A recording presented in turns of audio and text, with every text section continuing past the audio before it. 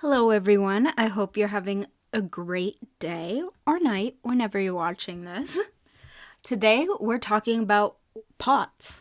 First, we need to know what POTS stands for. It does not stand for weed, like most people think when I say it. But that's just because I live in Maine and a lot of people do weed. Do weed or smoke weed? Anyway, not the point. POTS stands for postural orthostatic tachycardia. And don't let the tachycardia fool you. POTS is surprisingly not a heart condition. It's a nervous system disorder. Doctors aren't quite sure why it happens. There's three different main reasons they think why. They think neuropathic, which is when peripheral denervation. I probably butchered that word. But anyway, loss of nerve supply leads to poor blood vessel muscles, especially in your legs and core. Hyperdurengic POTS. This is the type of POTS I have, and I still can't pronounce that type. It's when your sympathetic nervous system is overreactive. So, yeah, my nervous system sucks. But anyway, the third is reduced blood volume can lead to POTS. Low blood volume can cause similar symptoms that may overlap in neuropathic and hyperdurengic. I'm sorry that I can't pronounce words. If you want that, you've come to the wrong channel. But anyway, those are the three-ish reasons. They really aren't sure, though. There's growing evidence suggesting that POTS might be an autoimmune disease, meaning your immune system attacks healthy tissues for unknown reason. It's really a lot up in the air about POTS, but they do know it's caused by a vagus nerve. So at least there's something for that. Oh, and some people get it for low blood volume, so yeah. And it's not always permanent. Some people can do deconditioning, which means exercising a lot. So your heart rate gets used to being that high, and some people even grow out of it. Sadly, that is not my case. There's always a chance, but my sister is 10 years older than me and still has POTS, so I don't see that in my future. But remember, there's always a chance that you won't have POTS permanently, so there's an upside to that. A lot of people with health conditions also have POTS, like Ehlers-Danlos and lupus and Crohn's. Really, if POTS is just like, you got a chronic illness, let me join the party. POTS is actually becoming a more prevalent problem because of a lot of people are getting POTS after having COVID, which is very helpful to get more information about it. However, it's very discouraging how many people are getting it and how they said COVID would only have long-term effects on chronically ill people or elderly people. And now it's having effects on people who were totally healthy before this. So that makes me pretty mad because they were really not worried about chronically ill people or elderly, and now it's affecting healthy people, and they're like, oh. Anyway, again, not the point, getting off topic. But here are some symptoms of POTS, because it's not all about the heart. Yes, it affects your heart rate,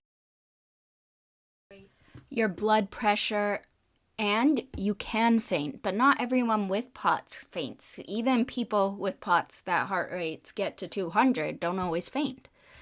But it is one of the things doctors look for, which is annoying because not everyone faints with POTS. I cannot stress that enough.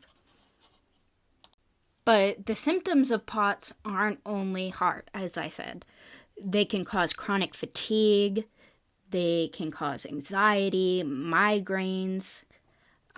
It also runs in with fibromyalgia with some people because it is a nervous system disorder.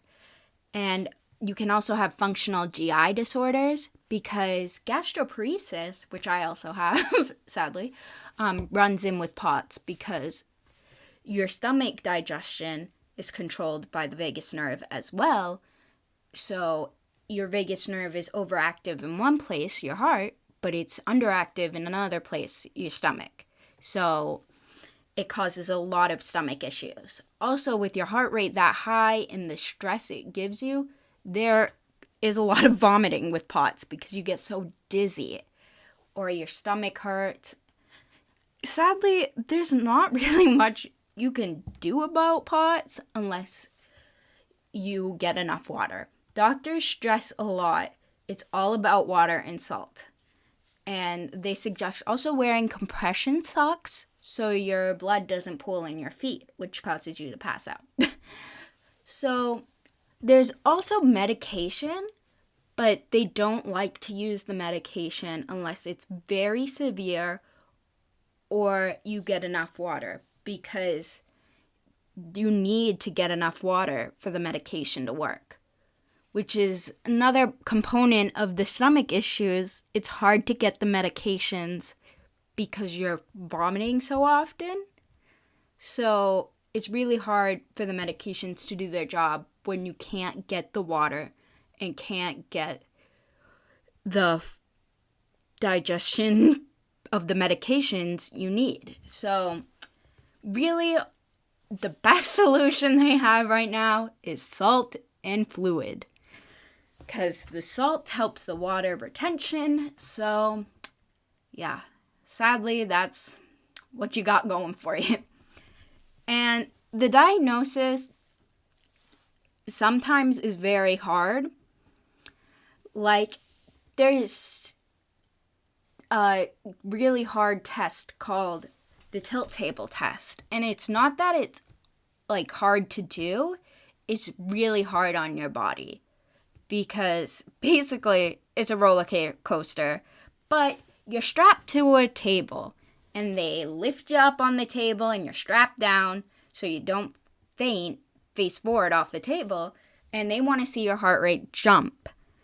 And they want to test it that way through the table, and they lift the table up and they see your heart rate change physically, and that's how they diagnose you. And that test is very awful, I've heard from some other people with POTS.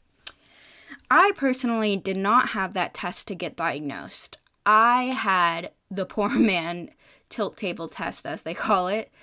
They have you stand up, and then they have you sit down, and then you just go in all these different positions, basically, and they check your heart rate that way. And it's definitely much better than being strapped to a table, though I cannot say that personally because I've never been strapped to a table for the tilt table test. So, yeah, it's not a fun way to get diagnosed. So, as you can see, I actually have a paper of POTS, because you get a lot of handouts if you see doctors who know nothing about it. They go to Google it, and then they print it out for you. So I just painted over one of those handouts they give you, and I thought it would be helpful to just paint over it. It was actually kind of cathartic to just see my condition. Simple, there, less words. If only it was that easy, just a picture. I like pictures. I'm not a big word person when it comes to medical stuff. Depending on your doctor, it depends what kind of treatment you get. Because some doctors like to jump straight into medication, whereas others like to try deconditioning first, which is a lot of exercise and just trying to get your heart rate used to that. And if that fails, they try medication. And if medication fails, it's just being really slow with your movements and being on top of drinking that much water and salt. And if you feel like you're gonna faint or you're really dizzy, you elevate your legs so the blood flows back to your heart and doesn't pool to the bottom of your feet. So I'm sadly at that stage of I can't get enough water for that medication to work, and exercise has not really helped me that much. So Sometimes there's really nothing you can do, but do not let that discourage you because it depends on the person. You can get better from POTS. Some people can if they decondition. I'm just not one of those people, sadly. It's a really hard condition. They compare it to the life quality of a patient with COPD or heart failure. So that's kind of cruddy. Ironically, though, showers make POTS worse because of the hot water and the steam. Something about it just, well, it dehydrates you. So if your shower is too hot, you could pass out in the shower. So it's best to take cold showers or warm temperature. Like, it's crud. I don't like it. I love my warm showers, but don't want to faint in the shower, so that's annoying. And oddly, coughing or laughing too hard can trigger your POTS, which is also really annoying. So you can't really help that one. Can't control how hard you laugh. Another one that actually makes sense, though, is when you're sick, it makes POTS worse. But that's because you're more dehydrated than you already were. And having your period can make it worse. Or standing frequently, which is just life. So it's much a hindrance, but it's something some people have to deal with, sadly. Well, it's all annoying, but one annoying thing is that I can't even hide my POTS from anyone because when I have a POTS attack, I lose all the color in my face. My mom says I look like a ghost, which says something because I'm already very pale. So, every time I get out of the shower, I look like I have passed away, and it scares the crud out of her. Sorry, Mom. Those hot showers are worth it, though. One very big common symptom of POTS is the brain fog. I forget what I say, mid-sentence nearly every day. I'm just really forgetful. I like to write everything down because I can't remember anything most of the time. And that's really common with POTS because your body is working so hard in other places that you just don't have the resources to do other things. Sadly, it just be like that. I say that way too much. If you know me, you know I say it do be like that. One symptom, though, that I feel like that is not talked about enough is the excessive sweating, because I sweat so much, and I did not know it was a POTS thing until recently. Shouldn't that be something they tell you when you're diagnosed? But they didn't. So any minor activity, I am sweating like crazy. I could be doing the laundry, or I could be actually working out, which normal people sweat that much, but not as much as people with POTS. I will be drenched. My shirt is soaked. It's something we need to talk about more because it's really hard to talk about. It's something embarrassing that you don't want to admit to other people. So it should be talked about to destigmatize it so you're not so embarrassed to talk about it. It would be helpful to know other people with POTS that have this issue, I feel like, so you don't feel so alone. Because let's face it, chronic illnesses are isolating. And it's really hard to find other people who are going through the same struggles as you. So if you want help, it's hard to find, sadly. I'm lucky that I have my sister to go to because she has the same conditions as me, but she's struggling just as hard. So it's really important to have a good community of people that understand you and don't judge you for your chronic illness. because you'll also struggle to keep a lot of friends. Because, yes, that sounds harsh, but it's true.